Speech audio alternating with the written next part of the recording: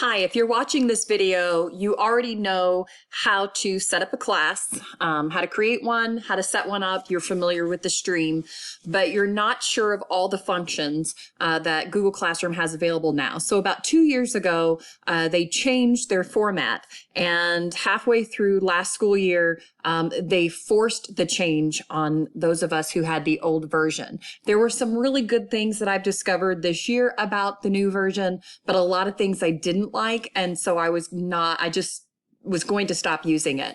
But it's just such a convenience for working with some of my kids that are out a lot that I decided to keep it. So the purpose of this video is to create classwork. If you already know how to create classwork, then you don't need to watch this. If you want to know how to do some really cool things inside of classwork, continue watching. So I'm hovering over classwork. I'm going to left click. And here you have a few different options. You're going to click Create. And in Create, you have an assignment. You can give a quiz. You can ask a question. You can give material, or you can reuse a post, or you can create a topic. And I'm going to show you how to do all of those. The first one, the assignment.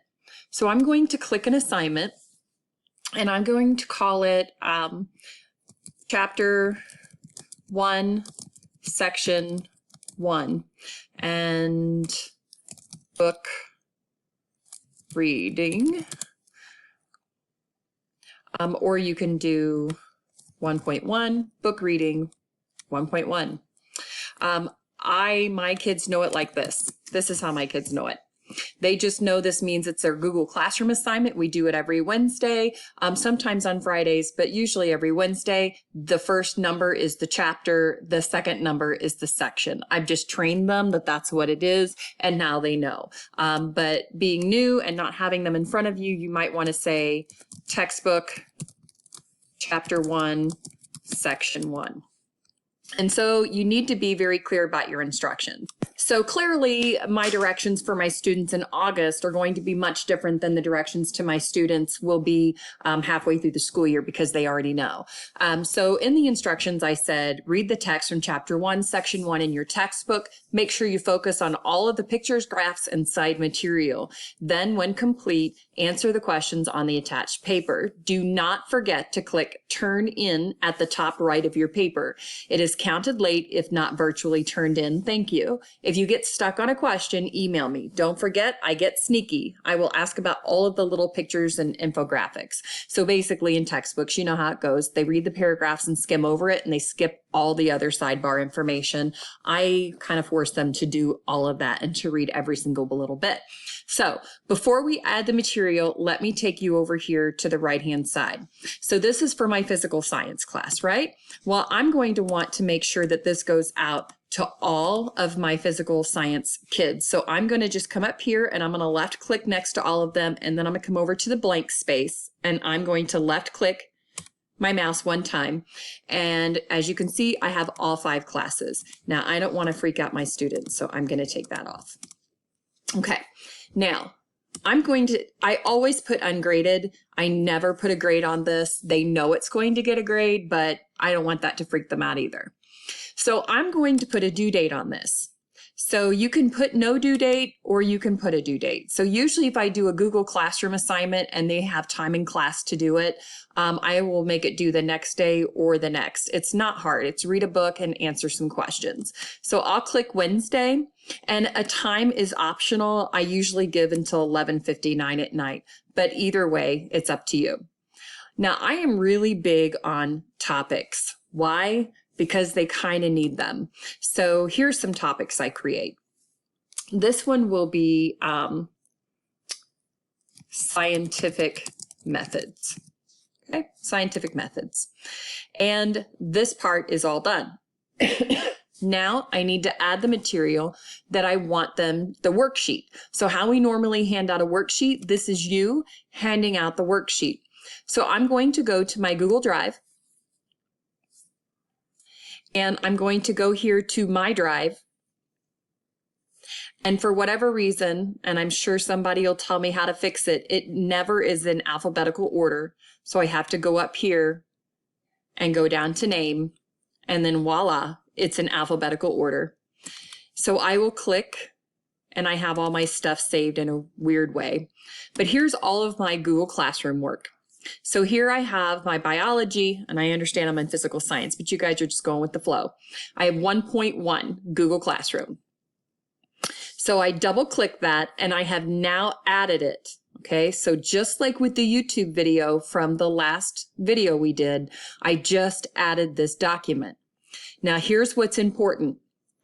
You need to come down to the drop-down menu and click it. Do you want your students to just be able to see it? Do you want your students to be able to edit it? Or do you want to make a copy for each student? And that depends on what you want them to do. I have never chosen to let my students edit a file of mine, ever. I just don't think we should do that unless somebody can convince me otherwise. However, sometimes you just want them to read it. Maybe you're just uploading something you want them to read. I personally want them to be able to fill out the answers and fill in the document. So I'm going to make a copy for each student. Once you have clicked that and everything is the way you want it to be, you're going to click Assign. And it takes a minute. So now you can see I'm in the classwork, and it's showing under the topic Scientific Method. There is a textbook chapter 1, section 1, and you know it's an assignment because you see a clipboard. So I'm going to click this, and this is exactly what the students see. This is from their view. The only thing they can't see is this, how many have turned it in and how many have not. If you want to view the assignment, you can just click this, and now you can see that's my Google document. I have the name. They're supposed to put their name. This was me showing them, and I haven't fixed it. So the student would write their name here, Jane Doe, and they would put their hour, 5th, okay? And so they're going to answer the questions. Now, my directions, they might be different from yours. I tell them that they can answer in black if they want. I don't care how they do it. But if they want to have a different color for their answers, I've told them they can only use this color, this color, this color, or this color. And here's the problem, and here's why. I have a lot of students, a lot, and you're going to understand what I mean when you start doing this, that will choose this. They will choose this. And these things are very, very hard to read. And so I limit them, and I tell them I will not grade it if you do not use these colors or black. That's just how it works. Now, during this time, a lot of us aren't going to be necessarily making assignments as much as we're going to be providing material. So you can see here, this is the code for material. And I actually elected to bring you over to one of my own classrooms. So I have all of these topics. I have homeschool learning, extra credit, earthquake challenge, Google Slides videos. I have a ton of different things here to look at. So if we go over here to lecture videos, you will see that these are all materials. So I have my chapter 26 lecture videos all right here under materials. I have my chapter 25 notes all together. This makes it easier for students to find what they're looking for. The other thing I will use materials for, I posted some material for my biology students under genetics. The title of this one was the Study Guide 10.2. I actually gave them the answers to the study guide so they could take a look at it because we had so many kids out with the flu, and I had a lot of kids who were remote learning. We were talking about genetics, and I'm a 23andMe person, and we were talking about a DNA painting, so I put that up there so they could see. This was an assignment, and you can see it looks much different than a material. Again, material is not assignment. Material is just information you're sharing. I used this one as Mendelian Genetic Video Help, which took them to a bunch of Khan Academy videos. So if you want to share material, you just go back up to classwork and you click Create, you click Material, and then you'll enter the information. And so I've already done that. I put a title, sell notes, see the attachment of the notes, and I've created the attachment already. You know how to do that. It's going out to my physical science, all my students. So we're back to the material post. I did want to post, and I am so sorry about all the ums. I didn't think I was an person, but I'm definitely an person today. There's nothing here. So when you do a class assignment, there's all the stuff of when it's due. This is just simply as if you were giving a packet to kids, or, hey, this is for your information, or keep this later. This is not anything that they would ever turn back into you. This is simply for information only. So anytime you are assigning something for material, you don't expect to get that back from students. If you want something back from students, that would be an assignment, a quiz, and sometimes a question, although that's used for something different. I'm going to do a separate video on how to do a quiz. I will do a separate video on how I use a question, and that's all I have. I did want to show you, if I haven't already, because I've chopped up the video a little bit. When you have a stream that goes on for days and days and days, and I can do this all day long. We're only in February, and look how much I've gone. This is going to continue forever. Now, I'm not saying this is a problem you're going to have in the next 2 to 3 weeks, but it is definitely a problem. You're going to give up looking for it, and most definitely the students will. And that's where topics come into play. If my students come to classwork, which is what I've told them, always go to classwork, try to avoid the stream. The stream is just for recent updates, and it's only in the top few. Everything else, come to the topics and they can go straight to it. You need help with chapter 9? There you go. There's your help videos.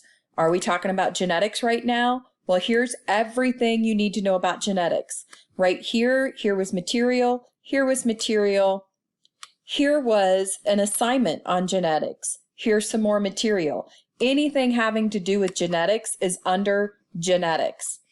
Let's see, chemistry. Here we go. Everything I ever did on chemistry, all of my lecture videos, every lecture video that we have gone over are there right there. Every single Google Classroom assignment that I do, which is their textbook work, you might write textbook work or textbook reading for yours. One of our chapters was ecology.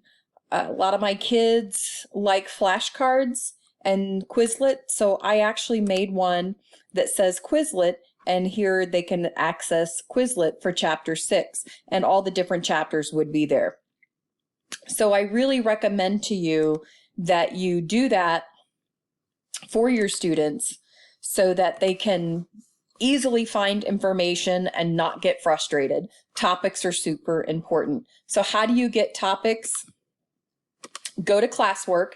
You don't have to create an assignment every time to do a topic. You can simply come up to create, go down here to topic, and you can type in your topic, textbook reading, and then click add.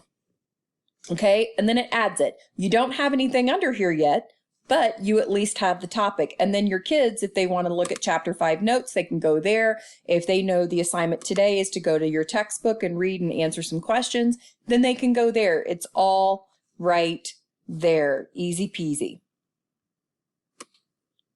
One last thing about the stream, especially when we are completely 100% computers.